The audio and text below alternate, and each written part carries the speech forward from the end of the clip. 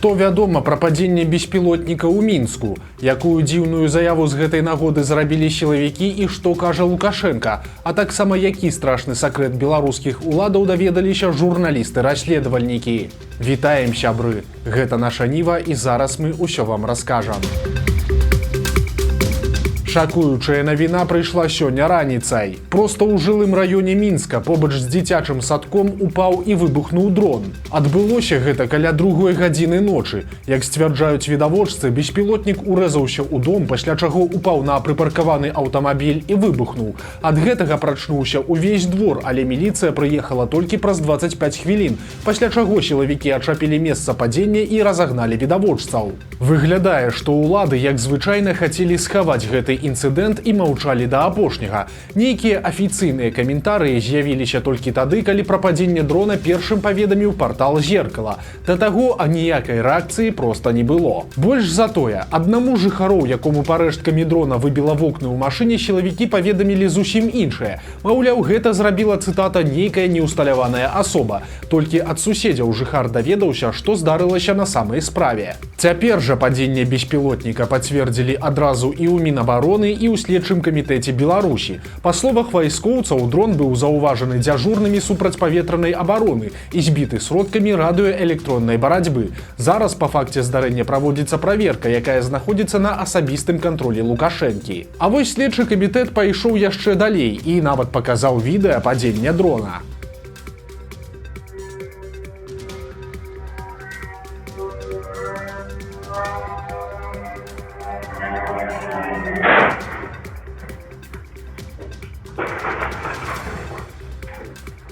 Акрамя таго, следчыя паказалі парэшткі дрона з надпісамі на ўкраінскай мове і заявілі, што знайшлі яго баявую частку, начыненую трацілам і металічнымі шарыкамі. І гэта трохі дзіўна, бо на тым жа відэа СК бачная ўспышка пры падзенні беспілотніка. Але ж па версіі беларускіх следчых дэтанацыі не адбылося і траціл нейкім цудам не выбухнуў.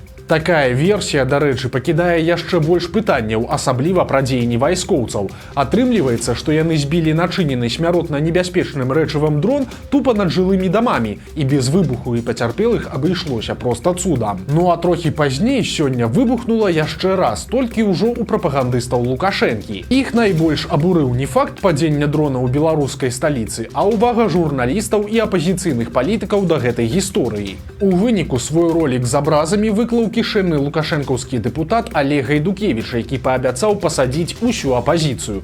Таксама не прамаўчаў і не стрымліваўся ў выразах Рыгор Азаронак. Меня прям просто хочется вас всех поразрывать нахрен на тряпки ссаные.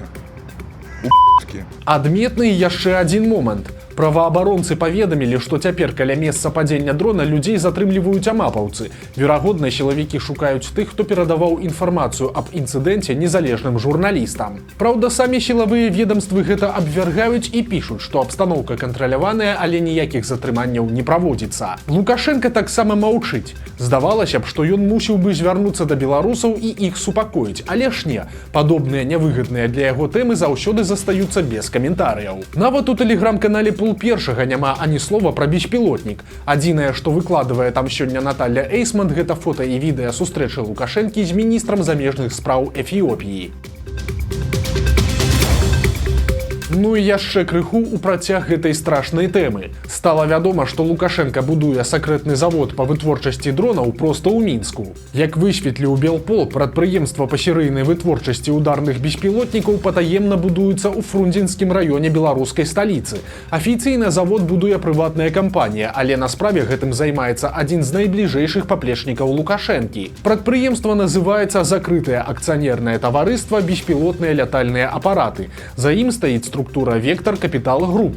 Фармальна гэта прыватная кампанія, якую узначальвае былы кіраўнік управлення справамі Лукашэнкі Віктор Шэйман і два яго намесніка Свірыдаў і Селіванаў. Сярод ключавых фігур, звязаных з беспілотнымі лятальнымі апаратамі, ёсць і яшчэ адзін вядомы персанаж. Гэта Валерый Япрынцаў, ветэран беларускага бізнесу, які некалі быў партнёрам апальнага Юрыя Чыжа. Як вынікае з дакументаў, Япрынцаў нават прысутнічаў на нарадзе па развіцці новага прадпрыемства. Да канца канца 25 года гэты беларускі завод мусіць выйсці на вытворчасць да 960 адзінак штогод, альбо 2-3 дроны штодня. Кожны з іх здольны несці да 10 кілаграмаў выбухоўкі. І гэта не прататыпы, а зброя, якая ўжо пастаўляецца ў Расію. Прыбытак прадпрыемства ацэньваецца ў 76 мільёнаў даляраў на год.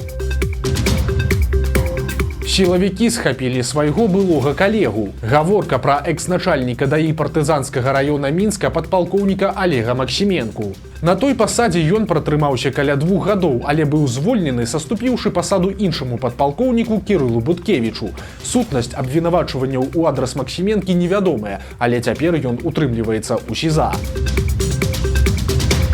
Тым часам стала вядома, што ўраджай Лукашэнкі збіраюць сілавікі. Падчас сваіх раз'ездаў па калгасах ён вельмі любіць прыводзіць у прыклад сваю гаспадарку пад шкловам. Маўляў, і тое ў яго на палях расце, і гэтае. Але ж на справе гаворка тут ідзе не пра пару сотак, дзе Лукашенка бавіць час. Так званыя яго палі – гэта сапраўднае аграпрадпрыемства пад назвай адкрытае акцыянернае таварыства Александрыйскае. І як высветлілася, ураджай на лукашэнкаўскіх палях збіраюць людзі ў пагонах.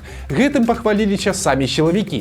Маўляў, аграрыям дапамагаюць байцы ўнутраных войскаў. То бок гэта не абы хто, а падначаленыя намесніка міністра ўнутраных спраў Мікалая Карпянкова. Яны дапамагаюць ва ўборцы збожжавых, рамонце і абслугоўванні тэхнікі, унясенні угнаенняў у глебу, а ў бліжэйшай перспектыве сілавікоў задзейнічаюць і ў сяўбе азімых. Праўда, ніхто не ўдакладняе, ці плацяць сілавікам за такую працу, ці гэта лічыцца валанцёрствам. Акрамя таго, як заўважыў партал «Зеркала», гэтыя палі Лукашэнкі прыносяць добры прыбытак, але не з продажу ўраджаю, а з улівання бюджэтных грошай. Рэнтабельнасць прадпрыемства мізерная, ці нават трохі сыходзіць у мінус, але гэта кампенсуецца заліваннем крэдытных грошай і нейкіх іншых, якія какетліва праходзяць як іншыя прыбыткі. Такім чынам, чысты прыбытак прадпрыемства летась склаў 42 мільёны рублёў, ці амаль 13 мільёнаў даляраў. Ёсць тут і яшчэ адзін цікавы момант, бо аказалася, што падатак на прыбыткі Александрыйская не плаціць увогуле.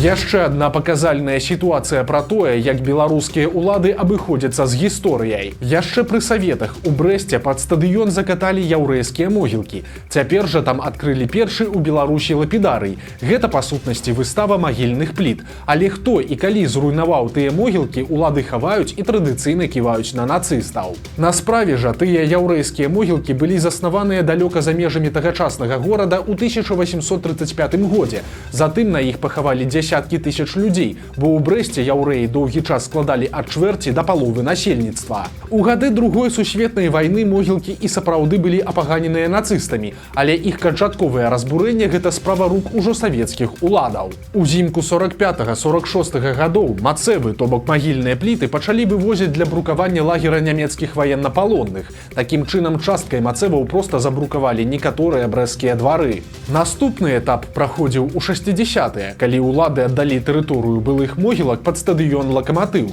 Прычым гэта было свядомым рашэннем і часткай дзяржаўнай палітыкі, калі сціралі сляды ўсяго несавецкага і нярускага. Калі падчас будоўлі знайшлі мноства чалавечых парэшткаў, то пра іх перапахаванне нават і не думалі. Усё засыпалі зямлёй, а зверху паставілі той стадыён. Цяпер жа улады з помпай адкрылі той лапідары, дзе паставілі больш за 1200 старых яўрэйскіх надмагільных камянёў. Але ж пра дзеянні Савецкага Саюза няма ні слова. У афіцыйных справаздачах у знішчэнні могілак вінавацяць выключна нацыстаў. І нават адкрыццё лапідарыя прымеркавалі да 81-й гадавіны вызвалення горада ад нямецкіх захопнікаў. Сяргей і Святлана Ціхановскія зноў адзначыліся. Учора яны прынялі ўдзел у мітынгу ў падтрымку Украіны, які праходзіў у Вільні. Там абое выступілі з прамовамі, але напрыканцы здарыўся адзін цікавы момант. Некалькі дзён таму у бок Святланы Ціхановскай прагучалі новыя прэтэнзіі. На літоўскім тэлебачанні заўважылі, што Святлана дагэтуль не валодае літоўскай мовай. Цяпер жа лідарка беларускай апазіцыі зрабіла жэст, скіраваны да літоўцаў. Калі напрыканцы мерапрыемства яго удзельнікам уключылі дзяржаўны гімн Літвы, то Святлана Ціхановская пачала яму падпяваць. У руках яна трымала тэлефон. Выглядала, што Ціхановская сочыць за тэкстам, каб не памыліцца. Акрамя крыкаў і абразаў, Азаронак выступіў з трывожным прадказаннем. На яго думку, у Беларусі цалкам заблакуюць YouTube. Калі канкрэтна гэта адбудзецца, прапагандыст не кажа, але лічыць, што раней ці пазней улады ўсё ж прымуць такое рашэнне. Тут нагадаем, што расіяне ўжо даўно змагаюцца з Ютубам, але лукашэнкаўцы паўтараць за імі не спяшаюцца. На ўсякі выпадак яны таксама стварылі сваю відэаплатформу хостынг videobel.by, дзе размяшчаюцца перадачы дзяржаўных тэлеканалаў. Папулярнасцю гэтая падзелка не карыстаецца, што ў прынцыпе не дзіўна. Да таго ж на Videobel няма карыстальніцкага кантэнту, то бок звычайны беларус не можа стварыць там свой канал. Яму прапануецца толькі глядзець прапаганду. Хутка пачнуць судзіць яшчэ аднаго кіраўніка дзяржаўнага прадпрыемства. На гэты раз намесніка дырэктара жодзінскага завода, які адказваў за эканоміку і камерцыю. Мужчына браў хабар ад расійскіх бізнесменаў, якія хацелі бесперабойна атрымліваць прадукцыю завода. Па выніку камерсанты атрымалі сваю прадукцыю, а начальнік атрымае працяглы тэрмін у турме. Яго вінавацяць у хабары ў буйным памеры, а за такое свеціць ад 3 да 10 гадоў калоніі.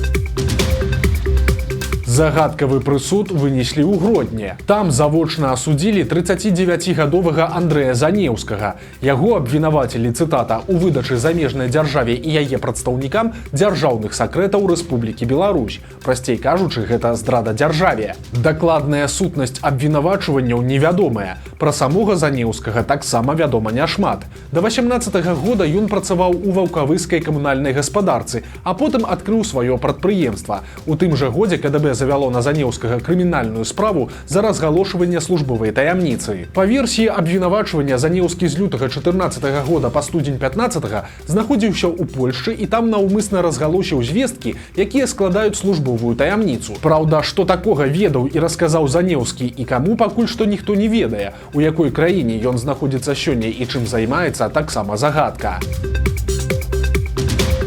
Трагедыя адбылася ў Мінскай вобласці. У Капыльскім раёне кіроўца не справіўся з машынай. Аўто з'ехала з дарогі ў кювет, дзе перакулілася. Па выніку загінуў і кіроўца машыны, і яго пасажыр.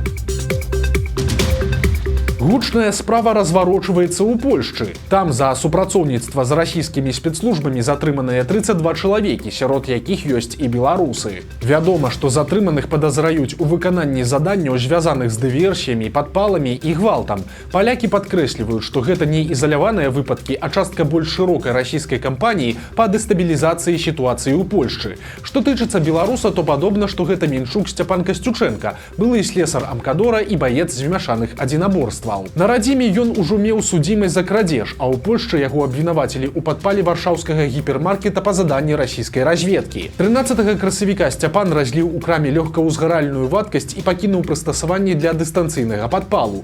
Уначы яны спрацавалі і пачаўся пажар. Беларус зняў усё гэта на тэлефон, а пазней частка гэтых матэрыялаў была апублікаваная на расійскіх прапагандысцкіх сайтах. Цяпер беларуса чакае суд і ад 10 гадоў да пажыццёвага зняволення. У сераду будьце асцярожныя, бо надвор'е зноў рыхтуе непрыемны сюрпрыз. Сіноптыкі абвясцілі аранжавы ўзровень небяспекі. На захадзе Беларусі прагназуецца моцны дождж, а ўначы ў асобных раёнах сапраўдныя залевы. У многіх раёнах краіны чакаюцца навальніцы і шквалістае ўзмацненне ветру парывамі ад 15 да 20 метраў на секунду. Вось такія навіны аўторка. Падпісывайцеся на канал, стаўце лайкі альбо дызлайкі і выказвайце заўвагі ў каментарах. І, канешне, чытайце нашу Ніву, глядзіце нашу Ніву і любіце Беларусь. Сустрэнемся заўтра.